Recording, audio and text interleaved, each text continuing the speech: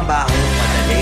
Wala kang karapatang maliitin yung trabaho ng iba. Yung iba sasabihin, gwardiya lang naman yan, rider lang naman yan, construction worker lang naman yan, gasoline boy lang naman yan, fast food crew worker lang naman yan.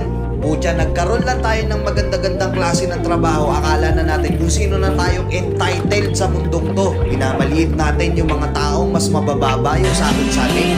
Pagkakaalam ko kasi, wala kang karapatang maliitin o matahin yung trabaho ng iba hanggat nagtatrabaho sila ng marangal.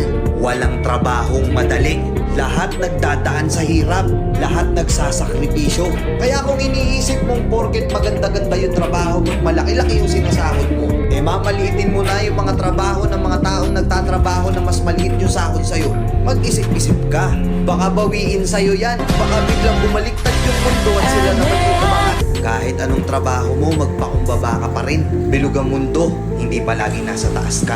Kaya hanggat maaari sa lahat ng